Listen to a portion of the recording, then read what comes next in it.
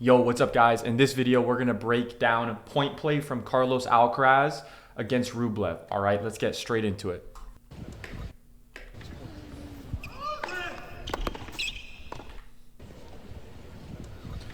Okay, so Alcaraz serves down the tee. Let's take a look at Rublev's return footwork. So he takes one step forward, kind of like a gather step, then he goes into a split step. He split steps. He goes and takes a step out to the side with his right leg, his right foot. He pivots his toes to the right side and he pushes off the right foot. And let's see the timing of when he pushes off. He pushes off the right leg. He makes contact. Then the left leg touches the ground. You can clearly see it. You can clearly see it. The left leg touches. This is a commonality that you're going to see with all of the top returners. They literally do this almost every time that they can, right? So this is something that you can immediately apply and check your footage and see, do I do this or do I not? And you can improve that literally today. Let's keep going.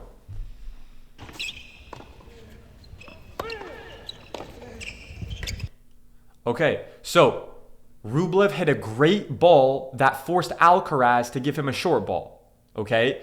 That's how you should be judging the quality of your shots. That's how you can judge the quality of your ground strokes. Did I hit a ball? It's not only did I hit a winner, right? It's did I hit a ball that resulted in my opponent giving me an easier shot? That's how you got to be thinking about it and judging yourself in terms of your ground strokes. Now, he got a short ball, okay? Rublev got the short ball. Let's see what decision he makes here, okay?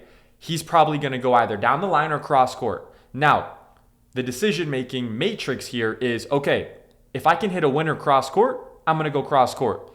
If I believe I don't have, a 99% chance of hitting a winner cross court, it's very simple. I'm going to rip it down the line. So let's see what decision Rublev makes from here.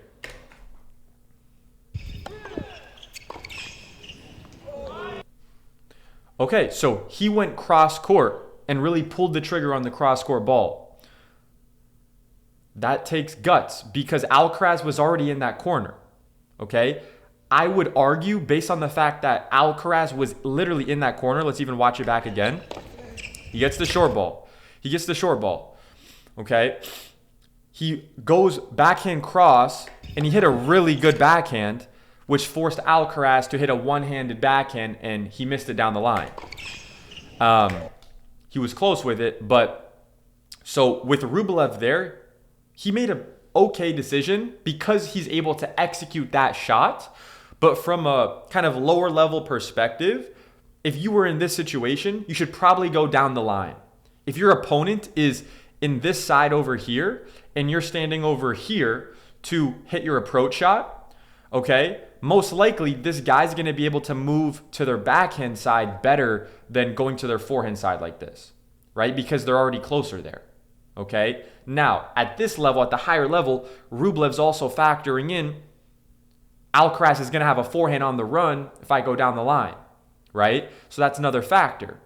So he probably weighed, I can execute the cross-court ball amazingly, ripping that backhand from the short ball, and I can put him on the run on his backhand, and I would rather have Alcaraz beat me with a one-handed backhand on the run. If he can beat me with that, I'll take my chances there as opposed to getting beat with his forehand on the fucking run, right? Which is going to be really, really good, right? So that's kind of the decision-making process that you can kind of go through for yourself. And let's keep going.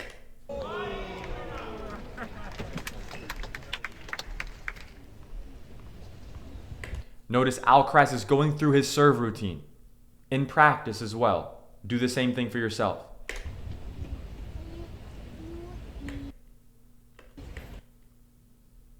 Notice how Alcaraz positions his right foot directly under his body, which is going to help him get a more vertical component driving up, okay, on his serve.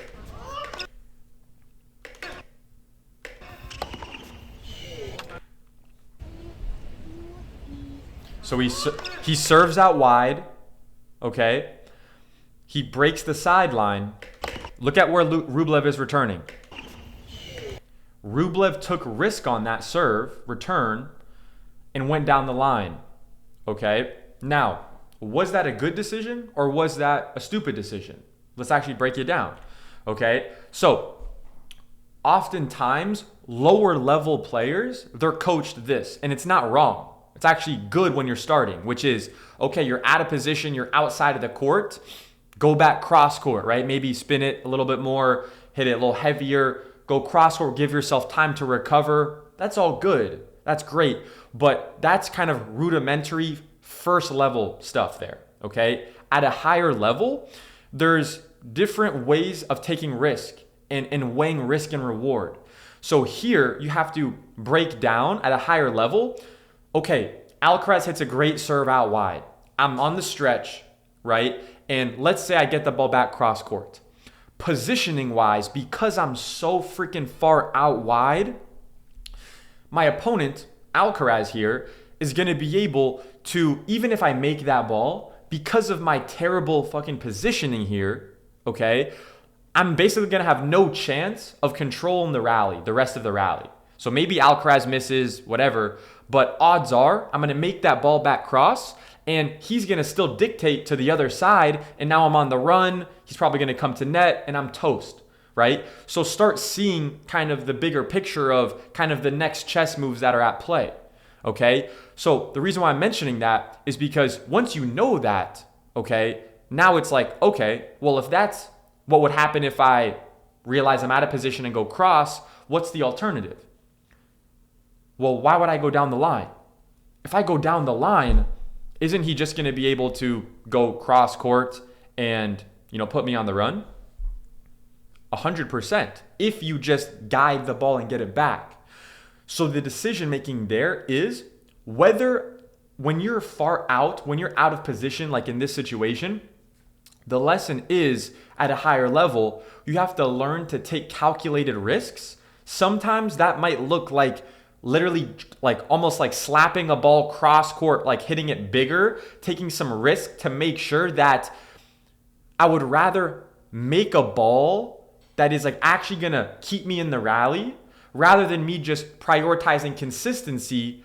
Whereas at this level, it doesn't even matter because even if you just get that ball back, you're gonna lose off that next shot. So it actually makes sense to take some more risk here. Okay. Now, even if Rublev rips that ball back cross, like hits it huge, Alcaraz is good enough.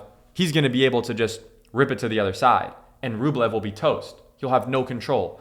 So kind of here, the only way for him to kind of have control over the rally here and gain that control and have the best chance of success in this rally is actually taking that decision, making that decision and going line here.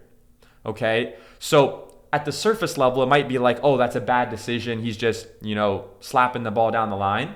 But there's actually a real reason why strategically this type of risk taking is the best chance of him winning the point, right? You could argue it might not be the best chance of him making the ball, right? He could probably have higher percentages if he just went back cross court with some more spin.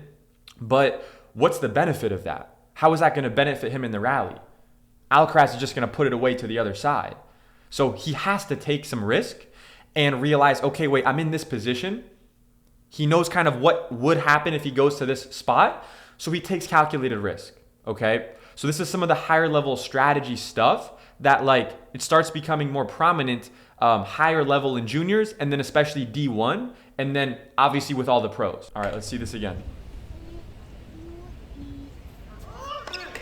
So Alcaraz breaks the sideline within the service box, which is an objective goal that you can hit yourself and train with your coaches. Highly recommend training your serve out wide to break the sideline within the service box. That's how you should train your serves out wide.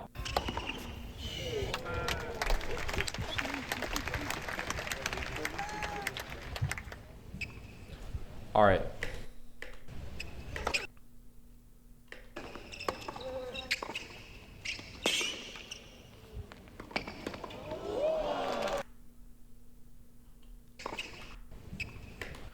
Okay, so one thing you can do to immediately start improving your returns and your return timing is training your returns where you're actually getting your body a little bit more close inside the court, okay, as opposed to being like way far behind the baseline.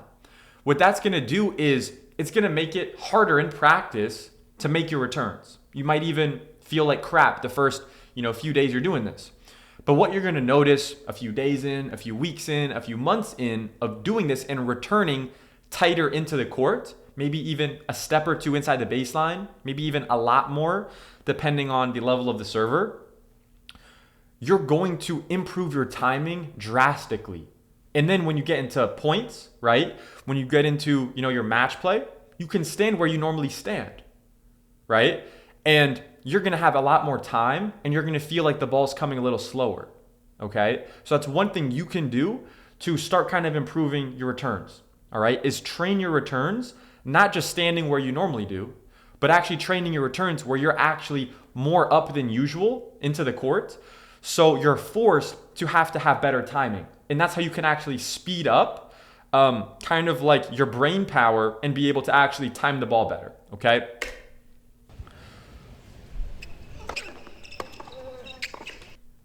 Notice how he went deep middle for his return.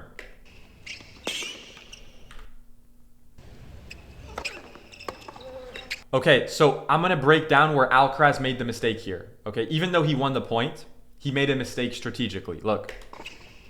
Okay, so the ball, Rublev did a good job actually of keeping that ball below the net. Okay, so because the ball's below the net, I kind of get why he's going cross there.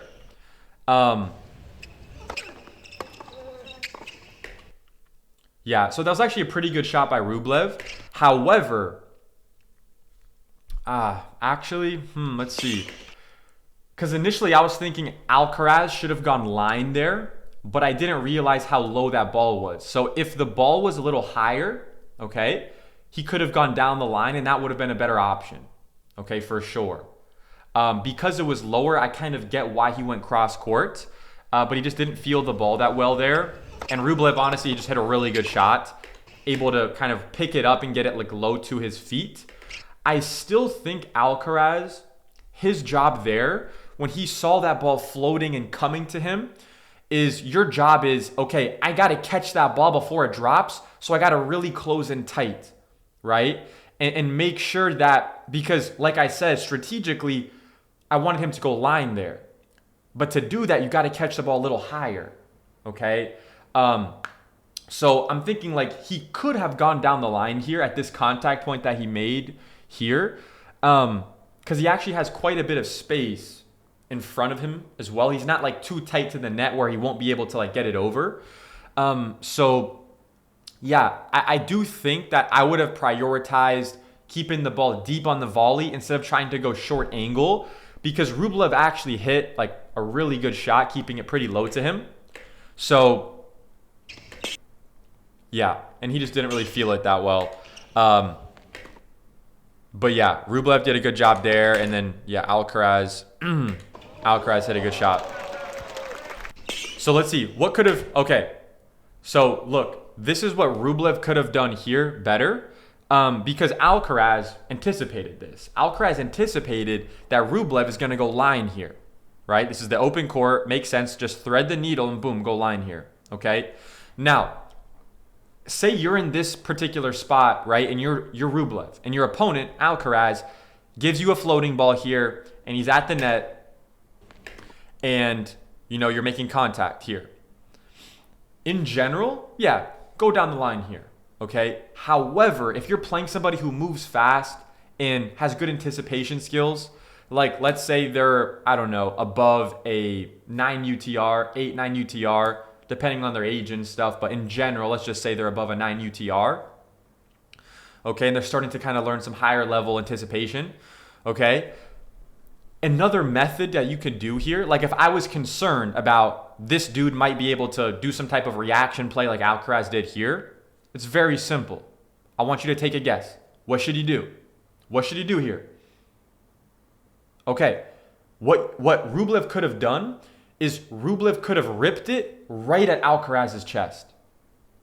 That would be a very difficult shot to execute, right? Maybe he makes a reaction play and can still get it back, but that is a surefire way to make it almost undeniable to win the point, where you just crush it right at the guy's chest. And that's a totally legitimate shot, no matter what anybody says. All right? Totally legitimate shot strategically to rip it right at your opponent's body. Okay? So that's what you can apply for yourself.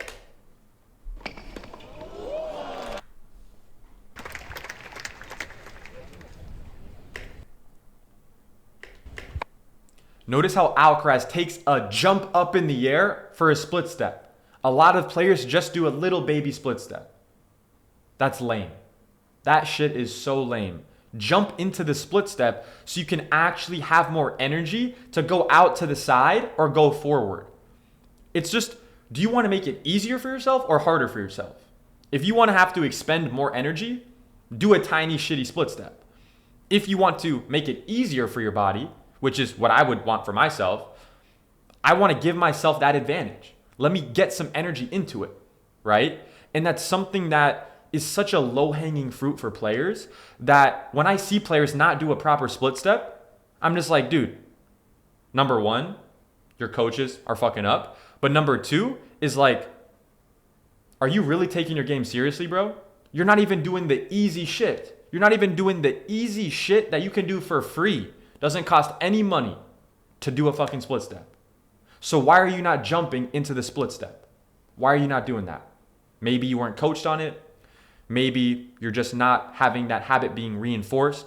Maybe you don't even think it's necessary. There's an argument for that. But I just don't think it's that strong. I would rather you develop it like that, have a massive split step, and then look, yeah, then you can dial it in. You don't have to do a massive jump every fucking time. But if you don't go through that process of learning that and developing that, and you can even see here at the highest level, this is what he's doing. Don't do it because Alcaraz is doing it. Do it because it's the right thing to do for you. And just by the way, side note, Carlos Alcaraz does it too, bro. Right? So think about it. And take a real look at yourself. And ask yourself, when I'm in the short court warming up, am I doing a split step? When I'm rallying from the baseline, am I doing a split step? Or am I just being a lazy bastard out there? Ask yourself that. Be real with yourself.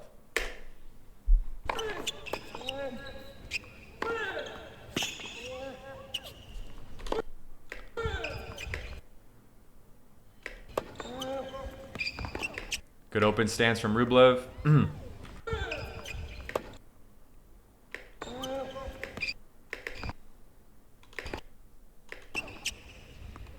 That's a good miss. That's a great miss. If you're Rublev there, that's a great miss. He just missed it a little bit long. That's just an execution error. He did the right legs, okay? Maybe he tried to hit it a little bit too flat, but, I mean, he makes those. So that's a great error from Rublev there. If you're his coach, this guy over here, you got to be positive about that.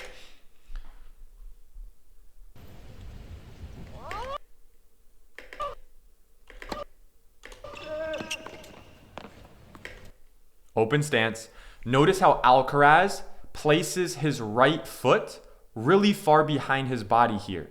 So when he pushes off, he can really explode and get a lot of that leg drive into the shot, because you want to generate your power from the ground up. That's what the best players do.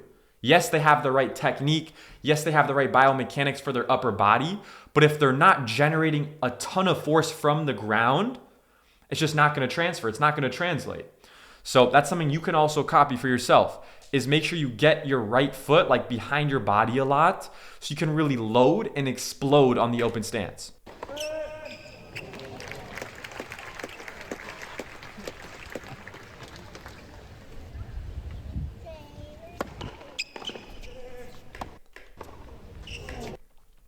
Textbook play right here. Let's take a look at this play. Rublev serves out wide. Look at his shoulder, elbow angle. Rublev's shoulder, elbow angle is oriented this way. What you can look for your own serve is, see, do my shoulders replicate this? Do I see my chest? If I take a camera angle from the back view, would I see my chest? Right? Would you see your chest a little bit like here? Or are you more like this? Or are you more turned? Okay, so you can check that for yourself. Okay, and see if your shoulder angle like this, your shoulder elbow angle is tilted here, or if it's flat in a line like this.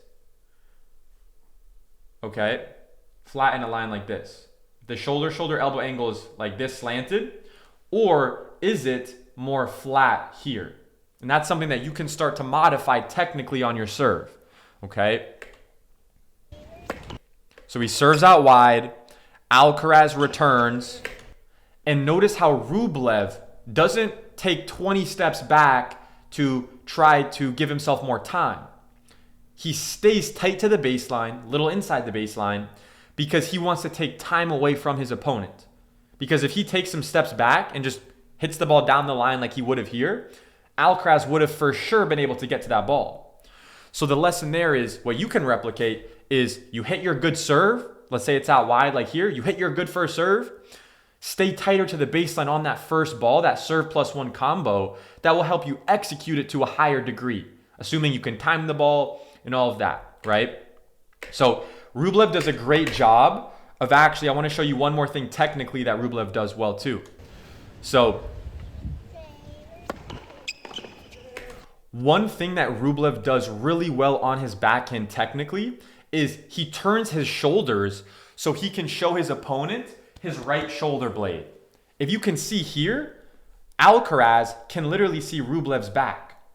So when you're training with your coaches, ask them, hey, when I'm hitting my backhand, can you see my right shoulder blade? Can you see my back? Okay, that's a great cue that your coaches can apply for you right now. Well, that's it for this video, guys. If you have any questions, let me know. Drop a like, comment, subscribe, and yeah, I'll see you guys in the next one.